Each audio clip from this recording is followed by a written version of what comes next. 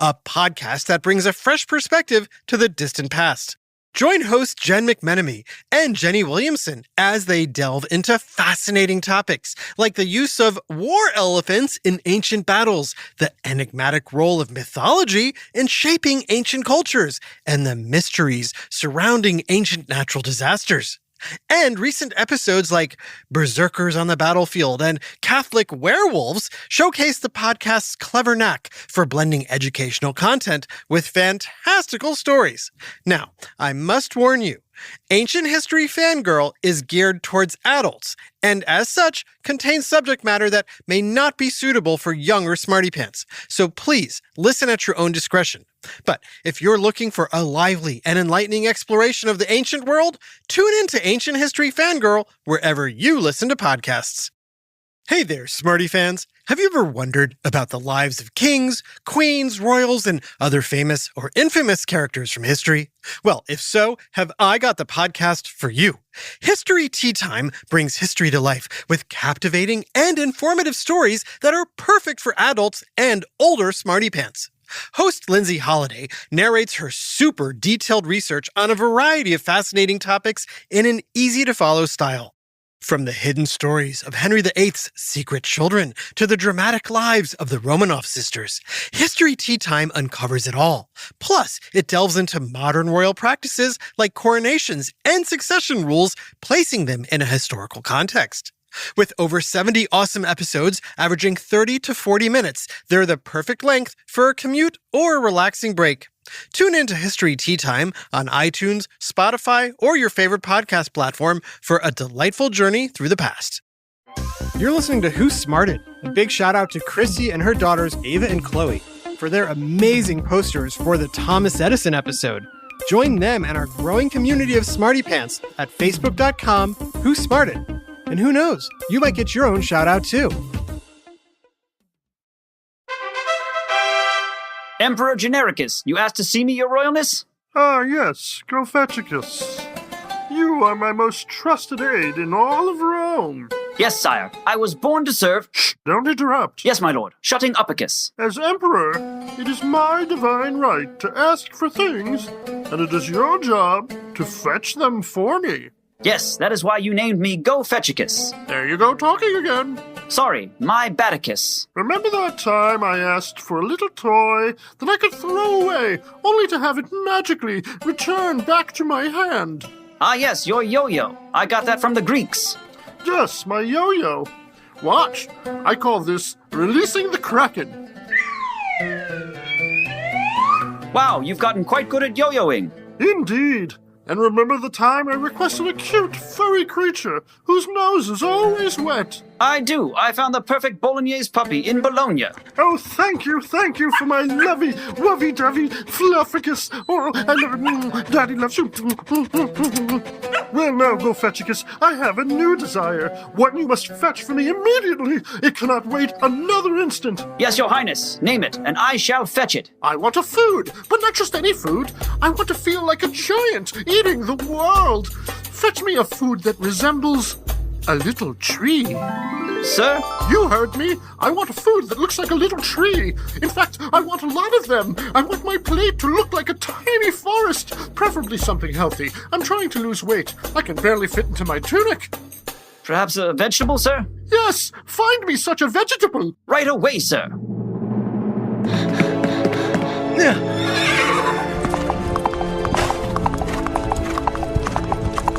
Whoa! Who goes there? Who, me? I'm your trusty narrator. Yes, well, I'm the Emperor's most trusted aide on a royal quest, and you are blocking the road. You don't say. Tell me, what do you seek in your quest? If you must know, I seek a vegetable that looks like a little tree. I don't suppose you know where I could find such a delicacy? Little tree, huh? What vegetable looks like a little tree? Any ideas what it could be? What was that? Did you say broccoli? Broccoli? What, pray tell, is broccoli? It's an edible green plant in the cabbage family with a large flowering head that looks like leaves on a tree and a stalk that looks like a tree trunk. It is a broccoli that you seek. Try the Etruscans. Thank you, kind sir. You are a job and a lifesaver. The Emperor can be kind of a jerk when he doesn't get what he wants. I won't forget you! Gofeticus, you've returned. Have you brought me my tiny vegetable trees? I have, sir, yes. Behold, the broccoli! Splendid! Splendid! What does that mean, broccoli? It means little arms. Little arms? Fascinating! Gofeticus, go on, go on! The Etruscans invented broccoli around the 8th century BC near Tuscany. It comes from the wild mustard plant Brassica oleracea, which grows all around the Mediterranean. Ooh, but is it healthy? Is it? Why, it's a superfood, low in calories but rich with a wealth of nutrients and antioxidants. It is among the healthiest foods a human can put in their body. Splendid, Gofeticus! I have but one more question. Did you discover all of this on your own? Why, of course, my lord. So nobody helped you? I did it all by myself, for I am Smarticus. Interesting. Listen. What is that? Are you eating a broccoli? Mm-hmm. But how? What's up, kid? I remembered I had a spare broccoli in my pocket, so I figured I'd drop it off. Gofeticus, I trusted you, and you lied to me. I didn't mean to. Please trust me. Yes, well, tomorrow you can win back your honor fighting the gladiators in the Colosseum. Guards, take him away. No! He seemed like a trusty aide, but hey, I've been fooled before. What about you? Can I trust you to tell me the truth about broccoli? Absolutely. I can tell you why broccoli is so healthy. Some ways to make it taste better and... Oh, excuse me. Oh boy. Oh, it's not me. It's the broccoli. Oh, what's going on back there? I can tell you why broccoli gives you gas. Oh, that smell. Oh, I'm gonna pass outicus. It's time for another whiff of science on... Who smarted? Who's smarted? Who's smart? Is it you? Is it me? Is it science or history? Listen up, everyone. We make smarting lots of fun on Who Smarted. Okay, some of you smarty pants are probably saying, hey, there was no Emperor Genericus who ruled ancient Rome. To which we say, you got us. We invented him. But the ancient Etruscans did invent broccoli. And it is true ancient Romans loved their tiny veggie trees. In fact, one of the oldest cookbooks, dating back 2,000 years, includes several recipes for broccoli. But no Caesar salad. But it doesn't take a degree in history to know broccoli stinks. Don't believe me? Think about that smell of broccoli boiling on the stove. Take a whiff. Ew, it smells like... That's right. Broccoli not only smells like farts, but it also helps you make them too. But why? Broccoli is what's known as a cruciferous vegetable. That means it's rich in sulfur, and when you cook cruciferous vegetables in water, all that sulfur lets loose. Ugh, excuse you, broccoli.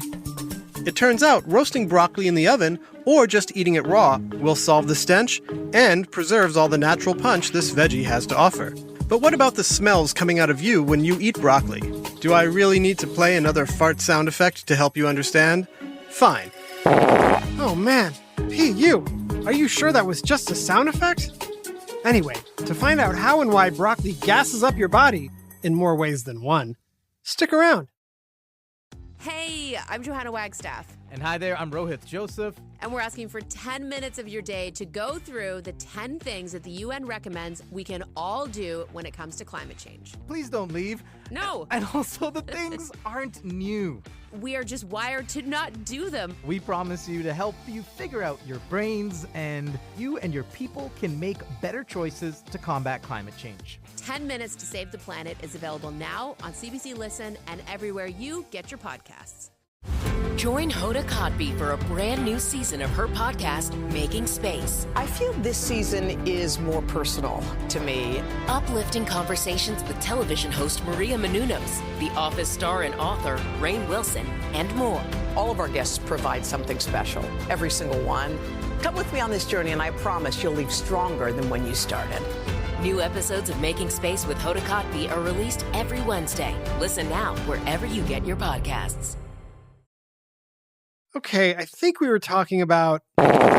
Yes, well, it seems our friend broccoli has a lot of fiber, and the fiber is not completely digested in your small intestine. When the good bacteria in the large intestine gets to work digesting it, gas is created as a result.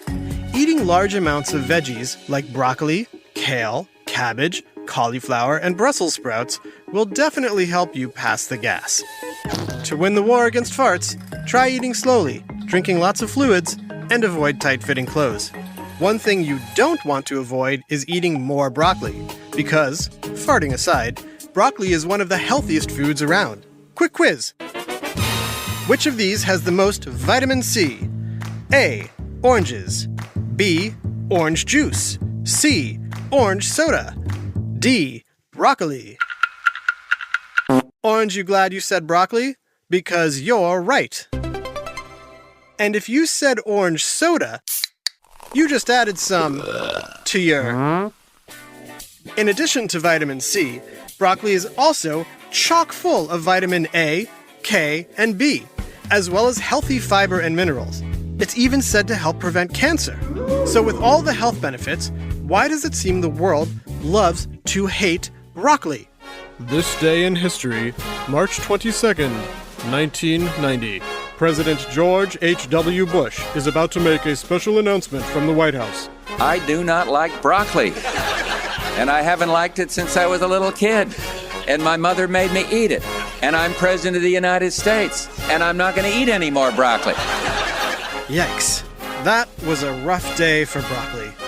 Why the most powerful man in the world decided to savage broccoli is anyone's guess. Maybe it had to do with this other famous clip. Read my lips. Anyway, the president wasn't alone in his disdain for broccoli. Here's a joke. What's the difference between boogers and broccoli?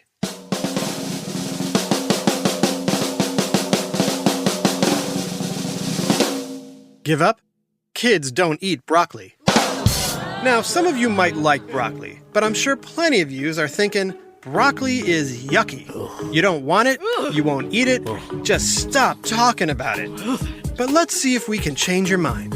Because besides being super healthy, broccoli is one of the most versatile foods around. It can be steamed, boiled, roasted, or eaten raw. You can smother it in cheese sauce, puree it in soup, roast it with Parmesan cheese or lemon, glaze it with brown sugar, dip it into hummus, chop it up into pasta or mac and cheese. You can make broccoli cheddar muffins, have it in a loaded baked potato, or even as a topping on pizza. Pizza! Come on, I know some of that had to sound pretty good. So stay healthy, eat your broccoli, and be sure to thank the ancient Romans. Emperor Genericus, you summoned me, your royalness? Yes, Scrophagicus, I see you've survived the gladiators. I did, my lord. And the lions. And the tigers. And an elephant. Splendid! Well, I have another quest for you. Very exciting. I saw in a book a white horse-like creature with a long horn protruding from its nose. I want you to bring me 2 of them. Yes. Wait, I'm not done. Where are you going? Ugh. Back to the dungeon. Quiticus. Gofeticus, come back! Gofeticus! Go Fetchicus! Could somebody Fetchicus? Go Fetchicus? Join the Who Smarted community at facebook.com/WhoSmarted and sign up for our free activity guide at whosmarted.com. This episode, Broccoli, was written by Rebecca Ratliff Cameron and voiced by Jason Williams, Adam Tex Davis, and yours truly, Jerry Colbert. Technical direction and sound design by Josh Hahn. Who Smarted was recorded and mixed at the Relic Room Studio. Theme song by Brian Suarez. Lyrics written and performed by Adam Tex Davis. Who Smarted was created and produced by Adam Tex Davis and Jerry Colbert. This has been an Atomic Entertainment production.